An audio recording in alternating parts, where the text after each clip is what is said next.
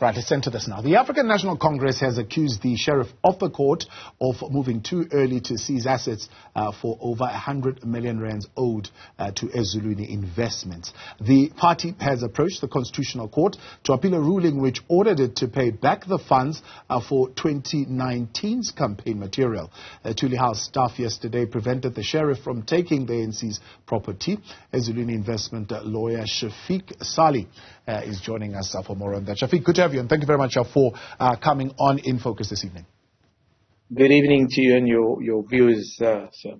So a number of things would have been said, which maybe you'll help us get clarity on. You obviously got now 9 judges. I think it could be the third judgment third court. It's 9 justices in total. Yeah, that could have given this, and then you got your writ for the execution. However, the ANC one says the deputy sheriff should not have been there. Reason being, they had formally communicated with yourself of their intention to appeal this at a higher court, and an appeal to a higher court should have then postponed the application of the attachment. They spreading disinformation and being scurrilous about Ezulweni. Let me correct the disinformation. What occurred is that the ANC expressed first an intention that they may apply to the Concord for leave. Now, automatically an application lodged with the registrar of the Concord would bar us from proceeding with execution. But remember, the Rule 19 of the Concord says you have to lodge with the registrar. Now, the ANC attempted through their attorneys the Thursday, the Friday, to serve the application. It was incorrect. We pointed it out to them. And finally, they served it on us on the 1st of December, and we had made it clear to them we would stop the execution process once they had, in terms of Rule 19, lodged with the registrar and, of course, provided proof of that lodgement. Now, come Monday, and I must emphasize, we as Ezulweni's attorneys had allowed the sheriff his own discretion at his own pace to do the execution. The sheriff had made the attachment earlier the week. We had, of course, obtained our writ already on the Monday. So the sheriff had his own discretion, and he did graciously, I might add, because he had come to Luthuli House with the writ. He was informed that the in-house legal advisor wasn't present to open doors for him, and graciously he indulged the ANC and came the next day. When then the place was opened, he then inventoried the various items, he made attachments, and instead of removing as he was entitled to do, he allowed the ANC more time and then returned, of course, on Monday. Now, we weren't aware that he was going to go back on Monday. As I said, we had allowed the sheriff at his own discretion and pace to do the execution process. On Monday morning at 5 to 9, I received a call from the sheriff's office saying to me that the ANC was barring him access to proceed with his removal. Now, let me pause to remind viewers that that is unlawful. It's an obstruction of justice. It is contempt of court proceedings. Indeed, what the ANC should have done is to allow access to the sheriff and proceeded, if need be, with a court interdict against Ezulweni. Yeah. But they, ignoring the rule of law, barred the sheriff access. But the point is, from what you're saying, I mean, you are saying you allowed the sheriff to use his own discretion in terms of when he's going to carry out this attachment. To the ANC, they are saying, well, he had no reason being there, and the reason why he showed up was to create spectacle. Did you have motives of creating spectacle? Let me again correct that distortion, because at 5 to 9 I received the call from the sheriff office informing me of this. As a due diligence exercise, I was not at my office. I called my office, and they informed me and confirmed that we had not received the written proof from the ANC's attorneys that was required to stop the execution process. Indeed, there's correspondence to prove this. There are email sent reports, received reports that will show that only at 25 past 9 that day did the attorneys for the ANC afford written proof that they had lodged with the registrar. We then immediately told the sheriff to stand down. So contrary to what they're suggesting in their media reports, the sheriff in our office have acted graciously. We've acted indulgently in dealing with the execution. So when was it lodged exactly with the registrar? Well, we were given proof that it was lodged at 25 to 10 the next morning. To be exact, I'll tell you. Yes, to be exact, 9:31 was the written communication from the ANC's attorneys informing us and giving us proof that they had lodged. So that is today? No. This was on Monday. This was on Monday. All right. So, yeah. You yourself then have said a number of things, including the fact that you would even get authorization to break down the locks. You would go on because they're blatantly disregarding court processes. The sheriff had the right when he was barred access, even on the day last week when he proceeded with the attachment process. Now, when he was barred access or told to come the next day, he didn't have to wait. The sheriff had the right to get a locksmith and break locks and have the locksmith assist with access. He didn't do that. He graciously waited the next day to be given access. And similarly, when on Monday he was being barred, he could have employed the South African police to assist. He could have gotten a locksmith to gain access again. He didn't do so. So this is the gracious way in which they're being handled, and they're crying foul. Yeah. Do you agree with the view that says, well, none of this is actually warranted? Yourself and the ANC could have amicably resolved this around the table and I suppose spoken to one another, made offers and so on and so forth. Because according to the ANC spokesperson, they actually don't have, well, according to them, they say they don't have a challenge in paying any of their creditors. In fact, they are not even beholden to the outcome of the Concord. They've got other remedies to this situation. Yes, I wonder what the other remedies. There was a sense of foreboding in that, but we don't want to go there. But I refreshingly heard their spokesperson say that they do have the money to pay. Now, that's an interesting perspective because the Secretary General, Mr. Mbalula, has said to the media that the ANC doesn't have that sort of money. Now, that has also assisted us in settling, and we in the process of settling the application to liquidate the ANC. Now, it might be common knowledge at this point that on Friday we afforded the ANC a further opportunity to stave off the liquidation application, demanding from them that they pay this debt into their own attorney's trust account or give us sufficient and satisfactory security that ultimately when, and not if, I emphasize, when they lose this application for leave to the Concord, they will then have sufficient funds to pay, and that this whole exercise is not purely designed to avoid payment.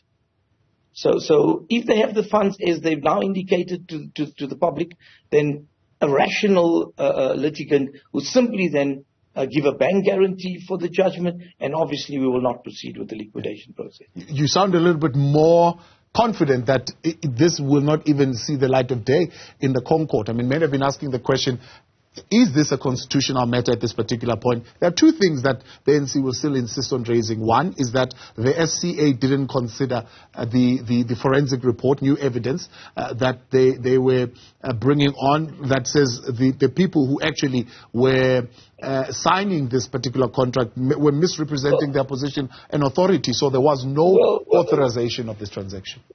Well, sir, they have ventilated the latter issue of authority in three courts.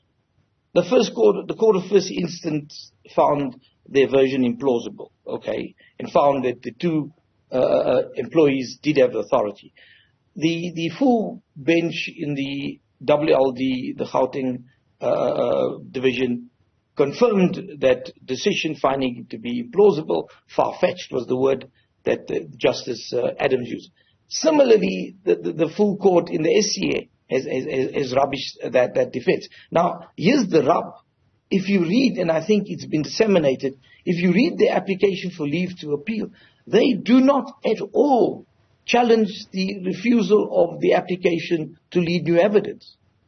So I don't see how their spokesperson can say that they want to ventilate that issue.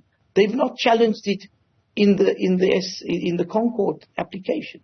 It's bizarre. I mean, first, do you even think that the Concord is going to entertain this particular application? Well, unfortunately, they have to look at it, but they will rule on it. And I mean, we've invited concerned supporters of the ANC who've reached out to us wanting to end what they call this madness. They say the ANC seems to be on a course of self-destruction. They're not acting rationally. And we've invited, why not obtain an opinion from an independent legal person, respected person, to look at the application for leave to appeal, look at the judgment of the SCA, and see if there is any sense or merit in this application. And I dare say perhaps they should do that, because clearly this is designed purely to delay payment. Have you had a word, or at least Ezulweni had a word with the new Treasurer General of the ANC? Well, there have been engagements prior to the hearing on the 7th of November where, settlement negotiations took place. And indeed, we believe that there was a settlement. And I will ventilate this in the application for liquidation if need be. There's case law that says the without prejudice correspondence can now be unraveled and does no longer enjoy privilege in liquidation proceedings. So we will unravel that, and we will deal from inception the way there have been settlement negotiations where, frankly, the ANC has not acted in good faith. 4.5 years of this back and forth, as they call it, absolute madness, as you put it, that needs to come to a stop. Surely it's costing your client millions. Is it worth the attachment order, the amount of money that you're spending to retrieve this 102 million? It's a sizable judgment. The capital and interest alone at this stage is computed at about 144 or 45 million. Just to give you an example, the latest SCA exercise, the application, has cost in excess of 1.2 million rand just in legal costs. Sure. So it's not something that the average Joe Soap can handle. Fortunately, the client has been assisted by many people in this long battle, and the average person could never have taken on a giant like the ANC to institute a debt for recovery for the services it's done. The sad part is that the ANC does not deny receiving the services. Yeah. That's the sad part, Did they make a settlement offer that would have been acceptable to your client, or was the settlement offer a joke? Well, the initial offer of 10 million rand was completely rebuffed by Ezulweni for good reason. It was at a time where, despite the company Ezulweni being quite desperate financially, a lot of creditors were now knocking harder at the door, wanting to know why there was such an inordinate delay in finalizing the proceedings. And indeed, we made it clear in correspondence to the ANC that we would accept only the capital. We would be extremely generous in giving them a payment plan, indeed even a long drawn-out payment plan. We needed something to assist the client in its difficult financial state. And the reply was somewhat obtuse, where the ANC said, well, we would have preferred that you countered with something in between. Now, because they didn't articulate exactly what they meant, I wrote back to them and I said, well, I gather we wanted 140 million and insisted on 140, and you saying 10 million. If we get the mean, the average between that, it's 75. Is that your offer? Because frankly, at that stage, which was some 2-3 months ago, the client might well have accepted that. It's been a long, difficult, emotionally and financially draining battle. to the client and its minders. So we might have accepted that amount at that stage. Yeah. So I don't act like I read the full list of what is being attached, but the one page that I saw of what is being attached hardly scrapes the surface. I hardly think it gets to a million. Yeah, no, I agree. It's minuscule compared to the judgment. But remember, we oblige in terms of the rules to first attach movables. And if that doesn't satisfy, as it doesn't in this instance, we then can proceed to attach immovables, in other words, property, etc. So at this particular point, the view is that your intention is just, even if you don't recover the 102 plus or 140, you want to just liquidate the ANC. Well, that's the obviously a creditor, a judgment creditor indeed, as my client is difficult, in a difficult position, because if you proceed with the liquidation, then a liquidator takes over and takes all the assets of the ANC, liquidates it, realizes it into an amount, and then divides it between creditors that have proven their claims. So you might ultimately land up with 50 cents in a rand or thereabouts. It's a costly exercise, but it's also, remember, it doesn't bode well for the ANC, because the IEC may well exclude them. Absolutely. Hence, they are saying that is your main interest, to liquidate them as a party, so that they don't run in 2024. Well, is this political in any way? Is the solution? There's no. It's a pure and simple payment. We have no political agendas, affiliations. Yes, we've been approached, I dare say, by people who ostensibly are representing other parties with a view to buying over the debt. Remember, we can cede this debt to, for example, the DA, the EFF, or whoever, and they can run with it and do what they want with it, liquidate the ANC without giving them the option to pay first in the process of execution. But, it's refreshing if we hear that the ANC's got the money, because if they now act rationally, then simply pay the money into their attorney's trust account, or give us a bank guarantee from their bankers saying, if and when you win, ultimately after the concourse excursion, then you will be paid.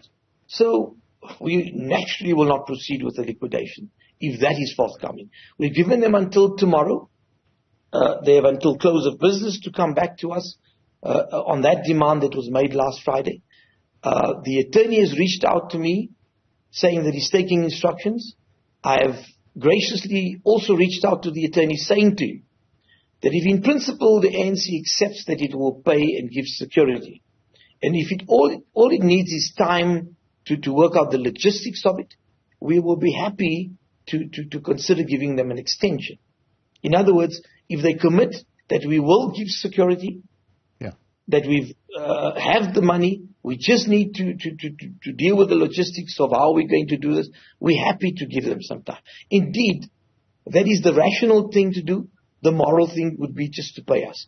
And when I say payment, even at this late stage, where with respect to the ANC and their attorneys, they are in an absolute corner they cannot get out of. Even at this late stage, my client Ezulweni is still receptive to a fair and reasonable payment plan from the ANC. Shafique, appreciate your time. Thanks so much for coming on. Shafique Sarlie, he's the lawyer representing Ezulweni Investments.